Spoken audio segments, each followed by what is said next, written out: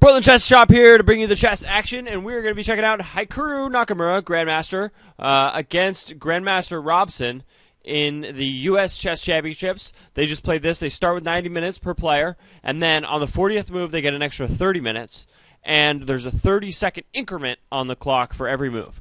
It's a round robin. There's 12 players in it. Hikaru Nakamura, sorry, it's Hikaru Nakamura. I always mispronounce his name. Hikaru Nakamura. He is the strongest, highest-rated player from the United States, and he's been playing in some Tier 1 tournaments in Europe, but he's come back to the U.S. to play in this match. Robson, I don't think I know too much about this guy, but he's obviously pretty good because he's 26-14. So let's get to the action and start seeing what goes on. So Hikaru leads with the king pawn of 2, and Robson replies with the Sicilian. And now knight f3 is played, and d6, after which we go into the open Sicilian variation. So this is the main variation among grandmasters. It's a really interesting opening because this pawn is a pawn that's from the side, and it takes a pawn that's in the center. So it's sort of good for black in that sense, in that he's been able to eliminate one of white's center pawns. But the knight is forward, and as we've talked about in one of my other videos, the mathematics of chess, the knight can go to 56 different squares within 2 turns, and it's able to hit, both color complexes it just has unusual ways of breaking through the enemy position. Anyway, so this knight is often sacrificed on e6 or f5, as well as this knight on c3, often in like the Najdorf, a6 and b5 is played to attack this knight, and this knight sacrifices itself on this square. Anyway, let's get forward. So this knight comes out, attacks, obviously attacking this square. So g6, this makes it the dragon variation. So in this variation, this bishop is going to be really strong.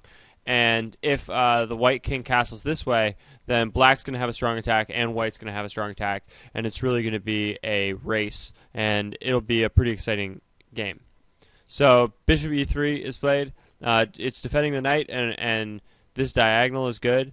And usually white wants to castle. So the queen's going to come here, and you're just able to eliminate this dark squared this long bishop, because this bishop has so many squares that it's attacking. So you want to eliminate this bishop, and then basically just checkmate them with using this rook with their king right there. So they're already sort of setting up their attack, even though we're just 6 moves in. f3, so this supports this and prevents the knight from coming here after the queen moves here.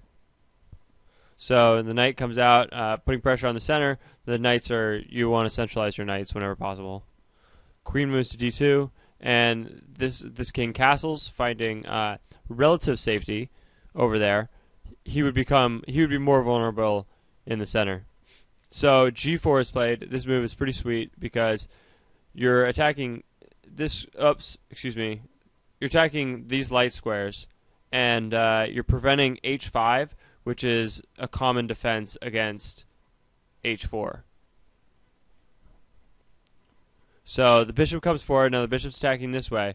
It's interesting that white hasn't castled yet. Oh, and it's also interesting that white didn't put his bishop on c4. That's the main line. So that didn't actually even happen. So we're off the main line already, or at least the most commonly played line. And this is a pretty unusual move, actually, g4, because the real question, I think, is if black can just play d5, which I would think that he can, but Hikaru must have some idea up his sleeve, some tactical. See how he's up on time? So this is some preparation, I think, by Hikaru, because d5 here should break open the position, but there's some tactical grandmaster reason that Nakamura has thought of, and that's why that move, I guess, isn't possible in this position. So now the knight takes the bishop. So taking a knight for a bishop is pretty good, especially in a position like the Sicilian, an opening. So queenside castle is played, and now this knight comes over here, attacking this square. It's also attacking c4 and stuff. So, you put a rook over here and then put the knight there. So this position's... It looks like it's better for white, according to the computer. They think that this is pretty strong Bishop e2 is played, basically starting to complete the development, maybe completely completing the development, and getting ready to attack. So the bishop moves out, and Hikaru starts to attack down the side. He's going to try to open up lines and checkmate the black king. So the knight retreats, and there is opening up this line for the rook. Attacking this, basically, because the knight's attacking this as well. So pawn up is played. Now this square isn't attacked, and now the knight's attacked, so now the knight is forced to move. Moves here. That was the part of the point of queen c8 earlier, was because it would defend the knight. So it takes, and now e5 is played. Pretty interesting. So he's basically, if pawn takes, then it's like tripled pawns, and it doesn't even work because the knight falls, and so you're able to play this pretty interesting move, and then you'll have time to attack with one of these two moves. So the pawn up is played, and takes. Hikaru takes back with the pawn, and this pawn would be pretty dangerous. So black has to take back, and now queen h2 is played, threatening to go down here with some nasty ideas. F6 to follow, or and this rook even controls this file. So there's definitely some very serious attacking chances in that position. So black sacrifices the rook to try to deflect that attack. But part of the idea is that the king is still on c1, and so it is going to hit both these to basically trade off the queens. So he's looking for a queen trade in this position because it looks desperate.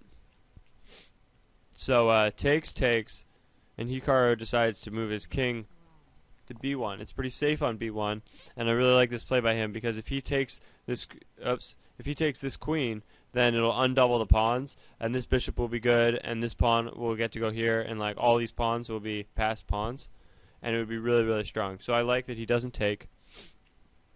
So takes, and the rook takes. So we have a completely different position, but around the same. White's has about the same size of an advantage. So in chess, you sometimes see the position transform, even though you're just trading one imbalance for another, one weakness for another. So the rook comes to the f file, and the knight moves towards the center. Rook comes down, attacking these two squares. So the knight moves over here. It's looking at this square, which seems pretty good. Takes. Bishop moves to f6, and b3 is played, creating some luft for the king. Now this rook can do things like check. So the knight retreats, and c4 is played.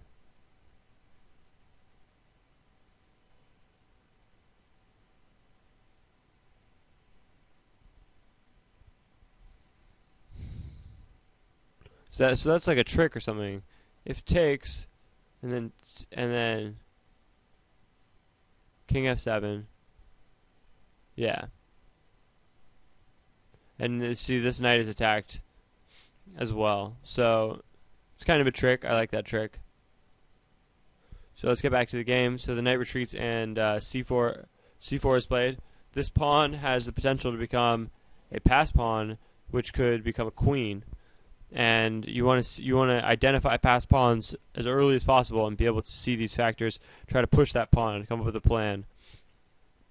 Pawn up, knight over, rook comes down. So there's some checks on the king. The king finds some safety on this square. The knight comes back to b1, and this knight checks. These are some pretty, I don't know, there's definitely some complications, there's definitely some move order differences within those moves. I guess I went through it way too quickly because now white has a huge advantage. It's basically over. So in this position, rook d7 is played, and then knight d4. No, it says rook g1. It looks like this position is around approximately equal. But now white's better. White can take on b7, which he does. And then after this, Rook b4 is a good defense. But he doesn't play it. He plays check. And now the king comes out, and it looks like white is better. Because this knight is the only defender of this pawn, and the knight's attacked. Check is played, which is a mistake. The knight... He should take this knight with his king. Which kind of makes sense. Takes, check, and now this knight retreats. Now, this knight's going to be able to escape, while this knight is, like, trapped in the corner. Look, it's literally trapped. It can't go here, it can't go here, and it can't go here. So he's, like, trying to save this knight, but this knight is going to be way better. This knight's going to be able to come here, or this pawn gets pushed. It's too good. So that's why Hikaru is now up about 2 pawns. So another check is played. I mean, this bishop is good. So there are some tactics with that. So knight a3 check, but the knight is still trapped. It can't go here, can't go here. It could go here. So there might be another check. There is, and the king comes towards the center. It's good to put your king towards the center, so it's not a bad thing. Check, king retreats, and the rook is attacked and has to move. So now it's white's turn. He has tempo, or I used to play Go in Bangkok. I was on the Bangkok Go team. Like, no, I don't shit you, it's true. I was on the Bangkok Go team, and I had this lesson once where I was playing this guy. The word for, like, initiative, like, is senti, right? In Thai. And so, or in Go, I guess. They always use that word. And so we played this lesson where every time he, like, played a move, you know, to gain the tempo, to play with the initiative, he just said senti, senti, senti. And it was like a whole lesson where that's the only thing he, like, really said to me. And then I kept trying to give up, right? I, like, would be like, okay, I resign, because he was so good. And then he would switch the board around, and I'd play him with his side until he would just go senti, senti, senti, senti, until my position was collapsed, and I would trade again, and we traded like 3 times, which is pretty fun. So if you ever want to, I don't know, play Go in Bangkok, I'll tell you where it's at. It's a good club. Okay. So the rook comes down. Now look at these potential like threats. The king is cut off from the 7th rank, and it looks like it could become checkmated. This is now attacked 3 times and defended twice. Check, and the king has to go away from the pawn. I don't know about have to, but it kind of seems like it because, well, I don't know. But anyway, the king comes away from the pawn. And check, king moves up again, and now this pawn starts to go forward. He goes, I'm going to get a queen. So this is a pretty exciting position. I feel like it had to be calculated pretty exactly. Robson's down to 3 minutes, and Hikaru has a lot of time. Yeah, look at that. 3 minutes against an hour and 20 minutes. Wow. Well, that's a huge time advantage. Yeah, it's true. It's really 3 minutes against 116. That's, like, devastating. So, in this position, the knight retreats. You know, it is attacking the rook and the bishop, but really you're trying to attack this king. You're trying to find an immediate checkmate. And this position is pretty awesome because it looks like the black has to play rook g3 check in order to stay in the game, right? Because you have to promote the pawn with check, or else you're in a lot of trouble. So now black doesn't take, but there's another check, right? And now the king actually comes up, like he's like trying to like attack this king, right? This king is like getting ready to attack this king, sort of. But at the same time, this pawn is turning into a queen, which is just, I mean, it's just gross. So the pawn turns into a queen. OMG, right? OMG. 4 minutes left. He promotes to a queen. It seems like you have huge chances. But the king moves to d6, and there's only a couple moves. Bishop e7, which is a pretty terrible move. You just take here with check, and you're attacking the queen. You're also blocking with this rook. This pawn is still turning into a queen. So that move is like terrible, even though the computer says it's good. This is the best, at least. And this position is basically awesome. Like, look at how much stuff black has, but none of it can save his king. His king is dead, but he has a bunch of pieces. He's way more than his opponent, you know? Yeah. Black is up on material, but he's checkmated. So this is a pretty good game. Check is played. He takes the bishop. Check again is played. He takes the rook. This knight is on a rampage because he has to check this king because he's going to get checkmated. Obviously, this is the checkmate threat, and that's the checkmate threat. You get it? They're going to checkmate along these two lines, and this king is just gone. Check, and the knight retreats, and that's the end of the game. So it's a pretty impressive game. This is from yesterday. This is round 3. So I hope you appreciate it. Oh, if you could thumbs up my videos, it's very, very helpful. That's how more people learn about them, and so we can spread the chess. So please thumbs up the video. Thanks a lot. Bye.